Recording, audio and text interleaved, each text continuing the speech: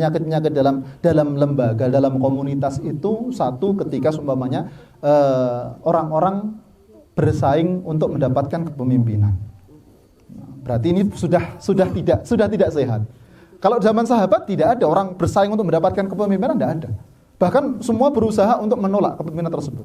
Maka Sayyidina Umar bin Khattab ketika beliau diangkat menjadi seorang khalifah, setelah beliau itu meninggal, di akhir hayat beliau kan beliau mengangkat 6 orang untuk menjadi ahlu syura. Yang dia diambil dari 10 orang yang dia dijamin masuk surga oleh Allah Subhanahu wa taala. Tapi tidak dimasukkan Sa'id bin Zaid. Kenapa tidak dimasukkan Sa'id bin Zaid? Sa'id bin Zaid itu masih kerabatnya Sayyidina Umar. Dan beliau mengatakan kalau seumpamanya kepemimpinan ini baik, ya setidaknya keluarganya Sayyidina Umar bin Khattab itu sudah ada salah satu yang dia mendapatkan kebaikan yang insya Allah kembali kepada semua. Tapi kalau seumpamanya ternyata kok tidak baik, ya cukup satu saja yang celaka. Makanya beliau tidak mau memasukkan Sayyidina Sa'id bin Zaid ke dalam calon-calon yang akan diangkat untuk menjadi khalifah setelahnya.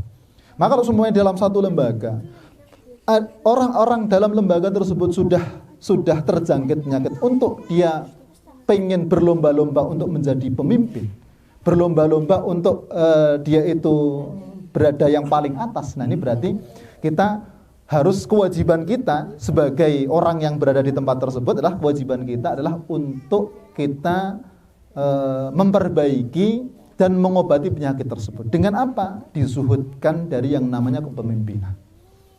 Dizuhudkan dari yang namanya kepemimpinan. Karena yang namanya pemimpin itu berat. Hitungannya, hisabnya itu lama. Kalau semua orang dia tahu bahwa hisab menjadi seorang pemimpin adalah dengan hisab tersebut, maka tentunya dia nggak bakal mau kok jadi pemimpin. Kadang mungkin nyesal, dulu ngapain saya kok jadi ketua gitu. Dulu ngapain kok saya jadi itu di yang paling atas. Karena mas'uliyah bukan hanya mas'uliyah kita kalau dulu dalam sebuah lembaga kita LPJ ya, laporan pertanggungjawaban kemudian diterima selesai, bukan. Pertanggungjawabannya kita kepada Allah Subhanahu wa taala. Maka berat. Maka kalau seumpamanya terjadi penyakit tersebut, maka diobati dengan dizuhudkan setiap masing-masing itu dari yang namanya kepemimpinan.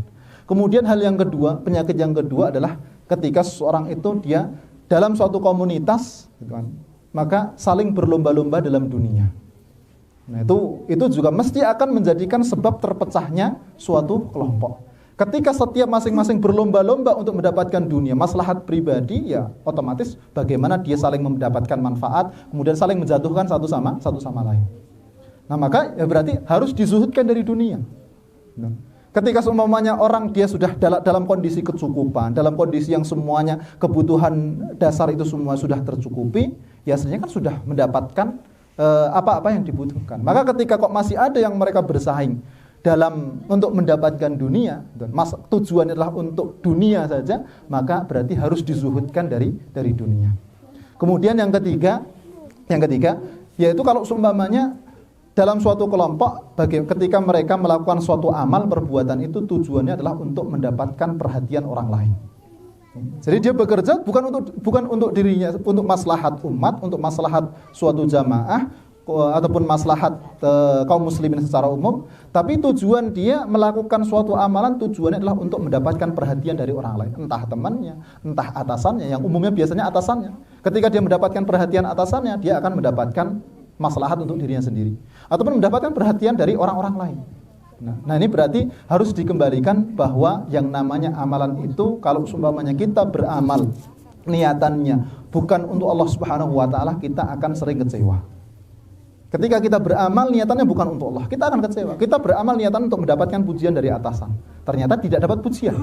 Kita pengen melakukan sesuatu, kita pengen mendapatkan sesuatu yang lebih semuanya. Habis itu ternyata tidak dapat hal tersebut. Yang ada kita kecewa, ngapain tadi saya sampai melakukan hal tersebut. Toh ternyata tidak dapat juga.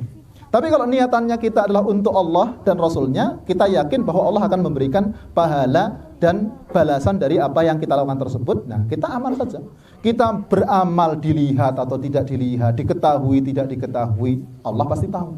Dan Allah pasti akan memberikan pahalanya kepada kita semua.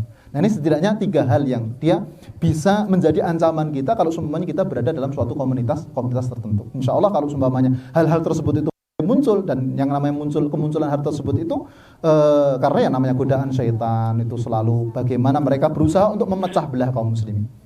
Maka bagaimana kita juga bagi yang sadar, bagi yang tahu akan hal tersebut, kita langsung mengambil langkah dan sikap yang cepat untuk jangan sampai hal-hal tersebut itu bisa tumbuh berkembang. Baru awal muncul bagaimana untuk hal tersebut itu langsung dicabut, langsung dihilangkan. Dan insya Allah dengan hal tersebut maka kita bisa hidup dalam sebuah komunitas, dalam jamaah, walaupun kita berbeda pendapat, tapi tetap hati kita itu satu. Dan ketika hati kita itu satu, ya insya Allah tim itu dia akan lebih solid. Berjalan menghadapi setiap tantangan apapun insya Allah akan lebih tegar. Dan insya Allah, nah tentunya sampai tidak hanya ketika kita berada di dunia, tapi sampai kita menghadap kepada Allah Subhanahu wa Ta'ala. Karena amal yang sekarang kita kerjakan adalah amal jama'i, tujuannya adalah untuk jariah kita dan kita berikan kepada umat. Tidak untuk kemaslahatan duniawi kita, tapi kita kembalikan hal tersebut untuk kemaslahatan umat Islam, untuk Allah Subhanahu wa Ta'ala dan Rasulnya dan kaum muslimin.